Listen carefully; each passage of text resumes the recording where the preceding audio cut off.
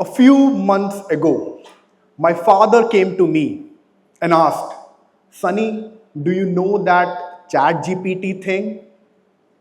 Now, my father, he's in his 60s, not a tech guy, struggles with apps, still goes to bank to write checks. I was surprised. ChatGPT? But why? I've heard that it's like a genie. You ask question, it gives you answers, right? Yeah, right. But why do you want to use ChatGPT? Uh, my anniversary is coming, and I'm thinking to surprise your mother with a poem. She's after my life for this. I said, yes, great idea, let's do it. So we sat for an hour, and he told me his feelings in a broken way, raw, crude manner, where they met for the first time, how their journey started, on which thing they fight, everything. And in a matter of minutes, ChatGPT built something beautiful, a beautiful poem in front of us. Now on the D-Day, the anniversary day, in front of hundreds of people, my father recited that poem for my mother. And everyone appreciated it. They loved it. And my mother, she was crying, she was in tears.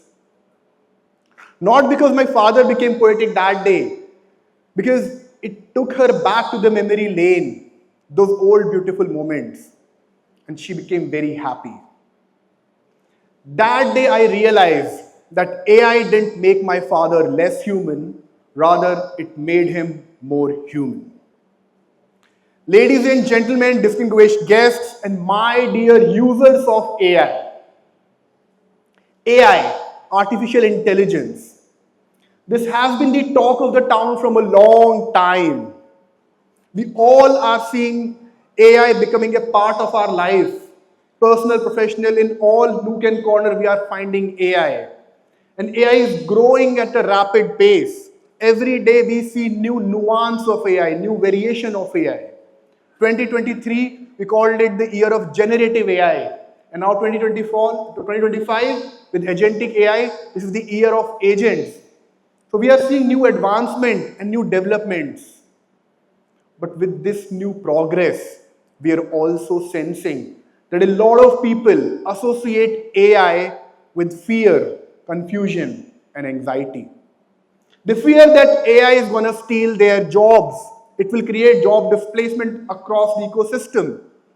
AI will have its high and it will make us dumb.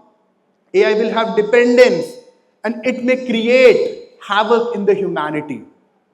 So many negative notions and narratives. But what if we flip the narrative? We look at it from a different lens. What if AI is stealing those parts of our job that we actually hate?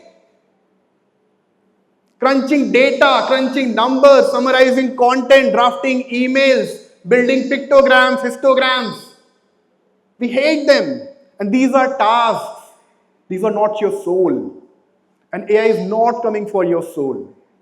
AI is coming for these tasks, these spreadsheets. So now when AI handles the routine, we handle the human. The doctors spend more time talking to their patients. Listen with them patiently with empathy rather than spending time on formalities and those paperwork. Let AI take care of that. Educators, teachers, and faculty, they spend a lot of time in administrative tasks. Let AI do it. And they spend more time mentoring students, nurturing them. A corporate employee spends a lot of time in non-value-add activities, doing boring, mundane, voluminous, repetitive tasks. Let AI take care of it. Let AI build those minutes of meeting and notes. And you come home early, make dinner with your family, and spend quality time with them. That's the power of AI.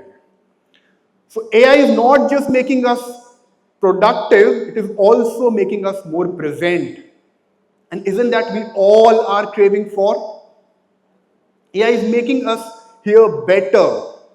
There is an AI therapist called Vaisa, which has helped a lot of people deal with grief, depression, and anxiety. Now, what's the problem with real therapists? No problem. But we, as human, always have that fear of judgment. We may not be that open. We'll always feel, what if this person knows everything about me, all those negative things about me? But with an AI machine, maybe you can open up and that AI can actually build a shoulder to cry. Maybe it can actually help you give the right set of guidance with which you can come out of depression. And AI is not just helping people to come out of depression, it is also helping people to stay connected with your loved ones even when they are gone. To understand that, let's imagine a situation. Close your eyes for 10 seconds and think of that person whom you lost. You loved them and you miss them badly. You want them back. You want to feel their presence. Just close your eyes for 10 seconds and think of that face.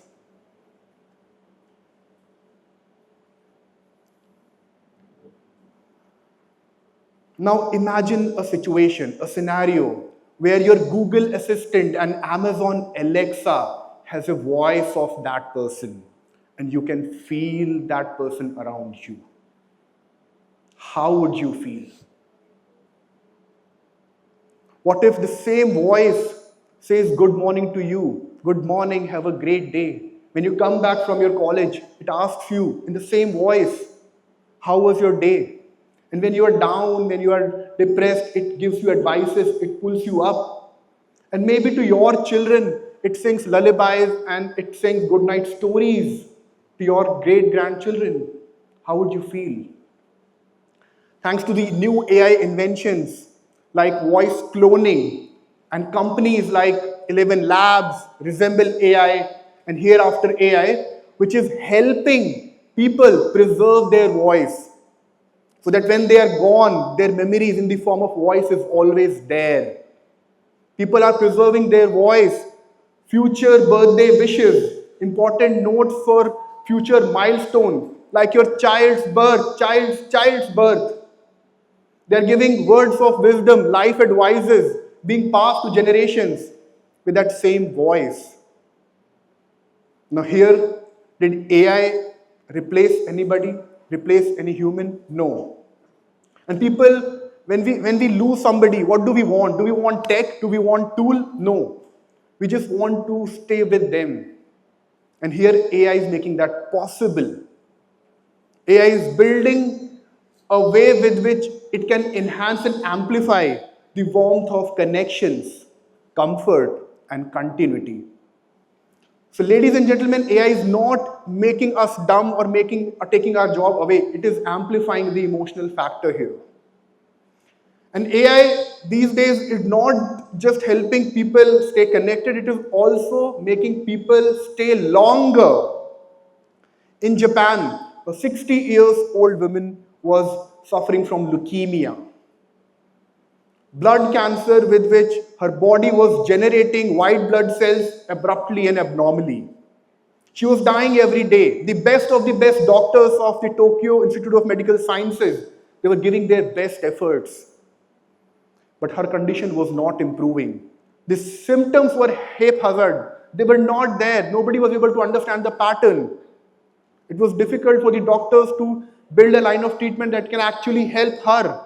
And after trying humans, the doctors wanted to try an AI machine. IBM Watson. IBM Watson was fed with oncology records and medical literature of 20 million records. 20 million. And when the data of this patient, data like genetic details and medical history, was uploaded to IBM Watson, in a matter of 10 minutes, it identified the root cause. It identified what was causing that illness. And in 46 days, the doctors, they changed the line of treatment and they were able to send that woman back to her family. Did AI eat any job here? Did AI replace doctors here? No. Rather, it amplified their abilities. Because had they been doing that manually, it Those 20 million records, a doctor would have taken a decade, maybe a lifetime to do that. So here AI gave superpowers to these doctors with which they were able to save lives, give more birthdays to that women, and give more time for the family to stay together. There are enormous examples across the globe. In Netherlands, a 7-year-old boy called Luca, who had non-verbal autism. His world was quiet. He has never spoken anything. But his family, they always felt that Luca had so much to say. He wanted to express. They tried everything, from gesture keyboards, from live placards, everything, until a lamp. This lamp, a soft, glowing, AI-powered lamp, helped Luca. This AI-powered lamp could comprehend human gestures, small, tiny things like eye dilations, maybe heartbeat rhythms, maybe vocal hymns. And with that, this lamp observed Luca for months. And one night, when Luca's mother came to say good night to him and said, "Luca, I love you," the lamp glowed and spoke, "Mother, I love you too." It was that moment when AI did create a magic. It was magical. It was sensational. Her mother wept the entire night because she found her son. She always believed that her son could talk. Maybe indirectly that day AI made her happy. But that created a strong bond and a very different kind of love, which is unmatchable and unparalleled.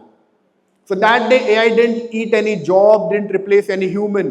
It decoded the data, but it decoded a profound level of love. So ladies and gentlemen, AI, the notion about AI, we have to change. So AI does not have to take our humanity. In fact, it could be the tool which can bring it back to us. So when AI handles those reports, writes those reports, we write our stories, we write our poems. When AI processes that data, we process our emotions. And when AI works in the background, we come alive in the foreground. Because maybe the real promise of AI is not a faster world, maybe a slower one, a softer one. Or maybe the real power of AI is not what it can calculate, but maybe what it can give. Time, presence, freedom, expression, empathy, mental space. Ladies and gentlemen, the future is not about AI versus human or man versus machine. It's AI and human, man with machine. And if we do this right, AI won't make us less human. Rather, it will make us the most human we have ever been. Thank you.